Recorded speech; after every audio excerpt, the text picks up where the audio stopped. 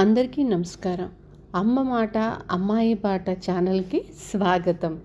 మీ ఉపచేతన మనసు యొక్క శక్తి, the power of your subconscious mind. Subconscious mind ఏం చెయ్యగలదు, ఏం చేస్తుంది, ఏమి చెయ్యలేదో మనకు తెలుసు. మధ్యలో స్కిప్ చేయకుండా చివరి వరకు వినండి. లైక్ చేసి షేర్ చేయండి. మరొకళ్ళకి ఉపయోగపడుతుంది అనే నా ఆలోచన, నా తపన. మొదలు పెట్టుకుందామా? ప్రత్యామ్నాయ నియమం. మన కష్టాల నుంచి కూడా మనకు ఏదో మంచి జరుగుతుందని తెలుసుకోవాలి. మనం పడ్డ కష్టాలు వృధా కావు. అయితే కష్టాలు పడుతూ ఉండిపోవటం కూడా మూర్ఖత్వం అవుతుంది. మనం తాగుబోతుగా ఉండిపోతే అది మానసికంగా, శారీరకంగా మనల్ని కృంగతీస్తుంది. మన సబ్కాన్షియస్ మైండ్కున్న శక్తి మనకి ఆసరానిస్తుందన్న విషయం తెలుసుకోవాలి. మనం మానసికంగా దిగజారిపోయినా మనకి చేరవలసిన స్వేచ్ఛ, సంతోషం గురించి ఊహించుకోవడం ప్రారంభించాలి. దీనినే ప్రత్యామ్నాయ నియమం అంటారు.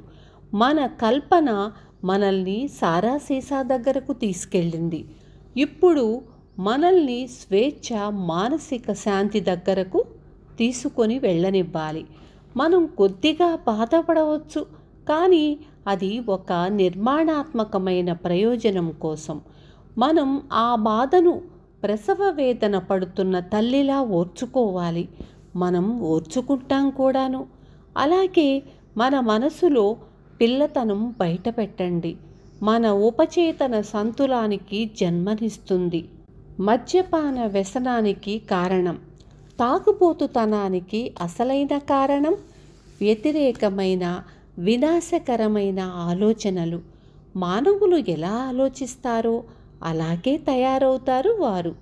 తాగుబోతులో తీవ్రమైన న్యూనతాభావం, అసమర్థత, పరాభవం, నిరాశ భావాలతో పాటు తీవ్రమైన విరుద్ధమైన భావాలు ఉంటాయి.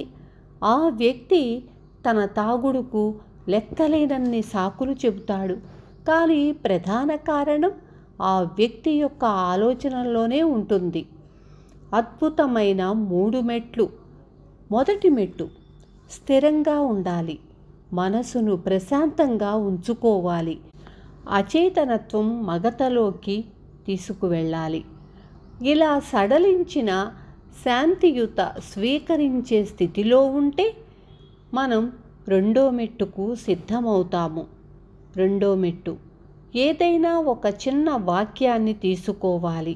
అది సులువుగా జ్ఞాపకం ఉంచుకోవడానికి వీలుగా ఉండాలి. దానిని ఒక జోలపాటలా మళ్ళీ మళ్ళీ అనాలి. సంతులనం, మానసిక శాంతి ఇప్పుడు నావి, నేను వాటికి ధన్యవాదాలు తెలుపుతున్నాను అన్న వాక్యాన్ని వాడుతూ ఉండాలి. మన మనసు సంచరించటం ఆపడానికి దాన్ని గట్టిగా ఉచ్చరించాలి. దానికి అనుగుణంగా మన పెదాలను, నాలుకను కదపాలి.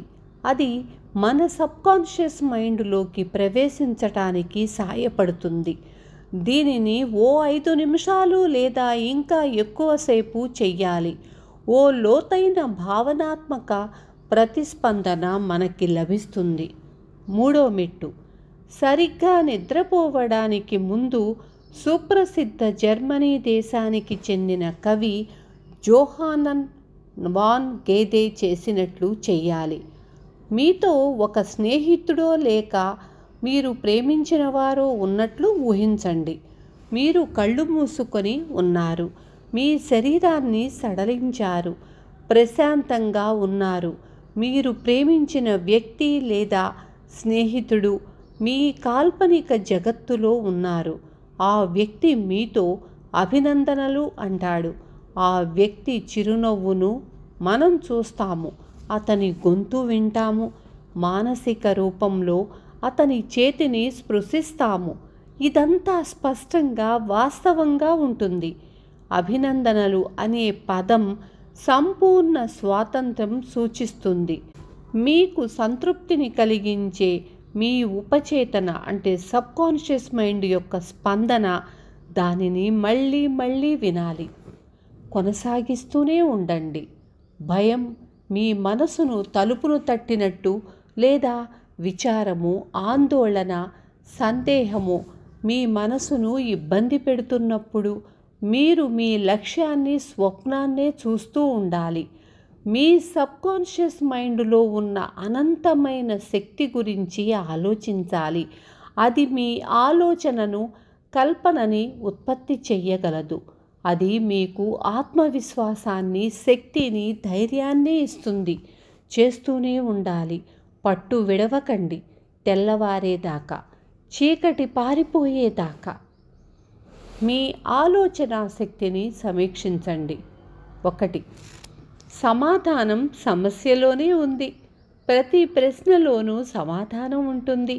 మీరు దానిపై భరోసా, విశ్వాసం ఉంచి పిలిచినప్పుడు అనంతమైన మేధస్సు మీకు ప్రతిస్పందిస్తుంది.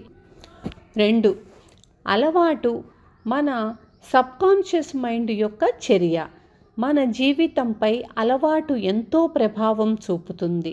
అలవాటు మన జీవితాన్ని శాసిస్తుంది. మన సబ్కాన్షియస్ మైండ్కున్న అద్భుతమైన శక్తికి దీనికి మించిన ఉదాహరణ వేరే ఏదీ లేదు. మనం మన అలవాటుకు బానిస. 3. ఒక ఆలోచనను లేదా చర్యను మళ్ళీ మళ్ళీ చేస్తూ ఉంటే అది మన సబ్కాన్షియస్ మైండ్లో ఒక నమూనాగా మారి క్రమేపీ యాంత్రికంగా మారుతుంది. మనము మన సబ్కాన్షియస్ మైండ్లో అలవాట్ల నమూనాలను అలా ఏర్పరచుకుంటాము. ఎలాగైతే ఈదటం, నాట్యమాడటం, నడవటం, వాహనం నడపటం లాంటివి. 4. ఎంపిక చేసుకునే స్వేచ్ఛ మనకుంది.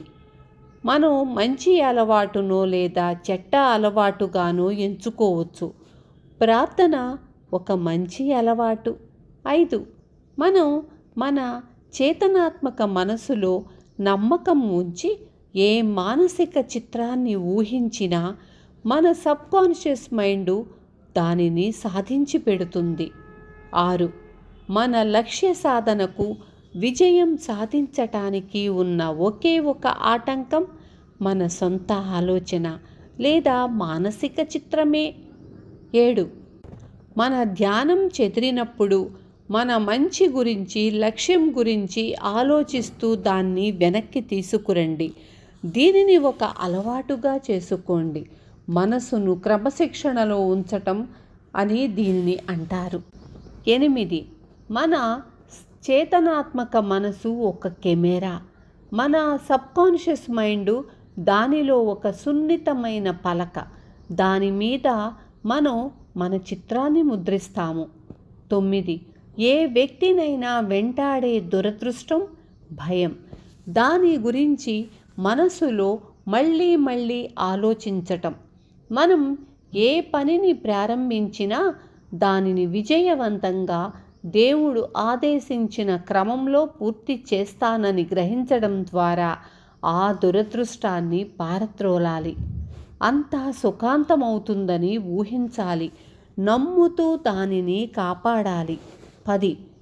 మనకి ఒక కొత్త అలవాటు చేసుకునే ముందు అది అవసరమని మనం నమ్మాలి.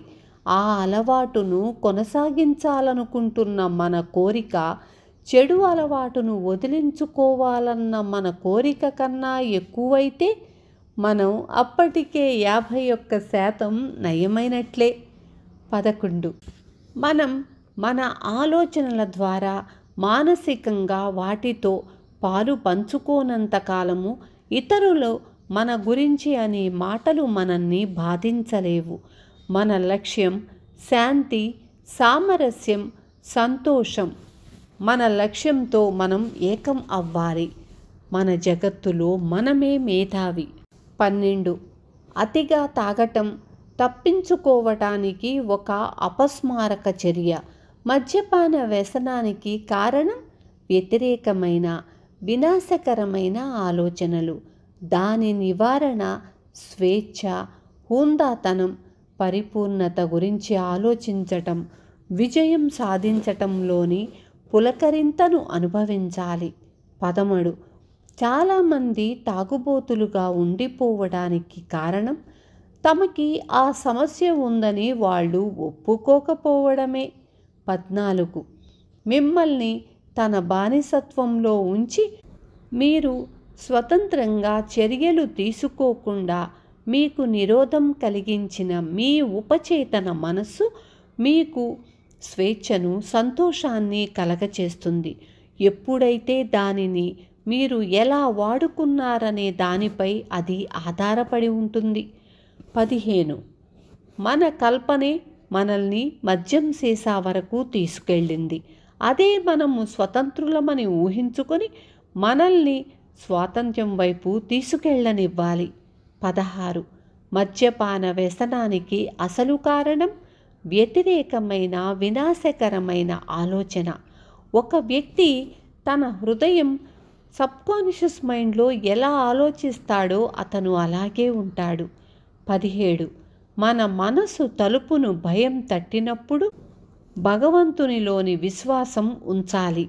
అన్ని మంచి విషయాలు మన కోసం తలుపులు తెరుచుకుంటాయి. విన్నారు కదా? రేపు మళ్ళీ మీ ముందుకు వస్తాను. Thank you.